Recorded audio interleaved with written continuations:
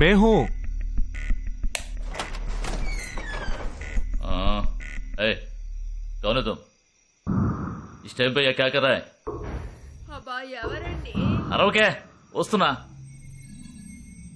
अरे तेरा से पूछ रहा हूँ क्या कर रहा है इधर? మీతో కాస్త మాట్లాడాలి. కొంచెం మేడ మీదకి వస్తారా? ఇంత అర్ధరాత్రి ఏంటయ్యా? పొద్దున్నే రా మాట్లాడుకుందాం.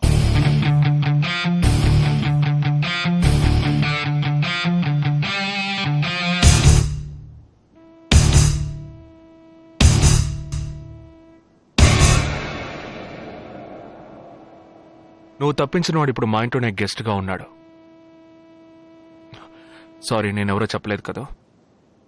నా పేరు జగదీష్, ఇండియన్ ఆర్మీ. కానీ నేను అది మాత్రమే కాదు, DIA, డిఫెన్స్ ఇంటెలిజెన్స్ ఏజెన్సీలో వన్ ఆఫ్ ది స్పెషలిస్ట్, మిలిటరీలో సీక్రెట్ ఏజెంట్. ఈ విషయం నాతో వర్క్ చేసే వాళ్ళకి, నా ఫ్రెండ్స్కి, అంతెందుకు నా ఫ్యామిలీ కూడా తెలియదు.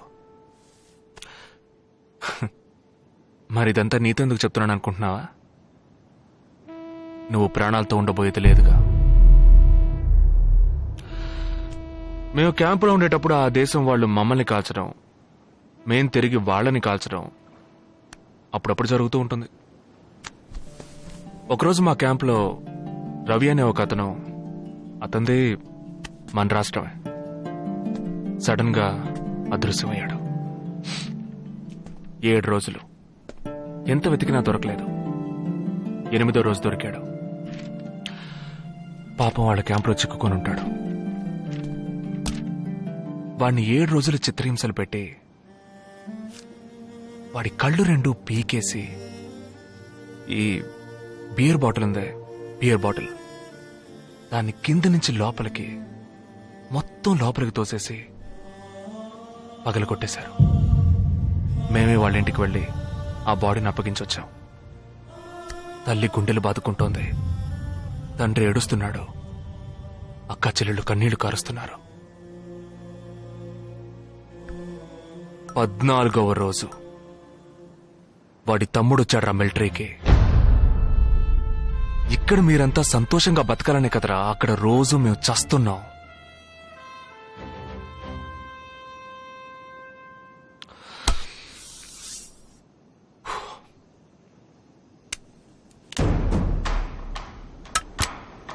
ఇది లోకల్ మేడ్ గన్, ఇది నా గన్. నేను నిన్ను కాలిస్తే ఎందుకు కాల్చానో వివరణ ఇవ్వాల్సి ఉంటుంది. నువ్వు చచ్చి శవమైనా నీ కుటుంబం నీ మొహాన్ని ఉమ్మేస్తుంది. నీ పిల్లలు సిగ్నల్ దగ్గర ముష్టెత్తుకుంటారు. నీ పెళ్ళం రాత్రుళ్ళు రోడ్డు పక్కన నుంచొని చేతులూపి పిలుస్తూ ఉంటుంది.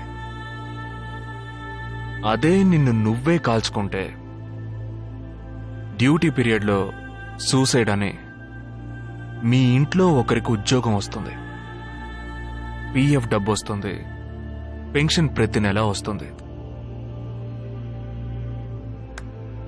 నిర్ణయం నీకే వదిలిపెడుతున్నాను. ఆ గన్ను ఏమాత్రం నా వైపు తిరిగినా నేను నిన్ను కాల్చేస్తాను.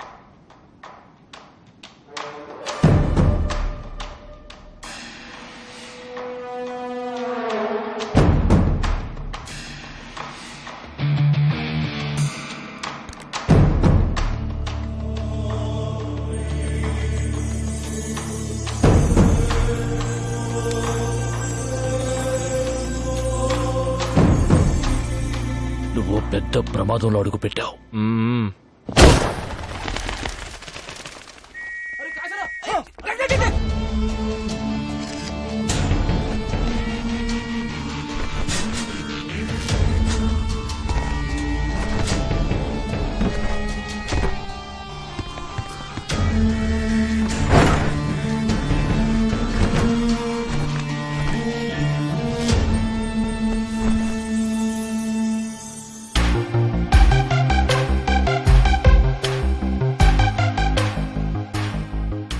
Juhu, Bandra, Matunga, Dharavi.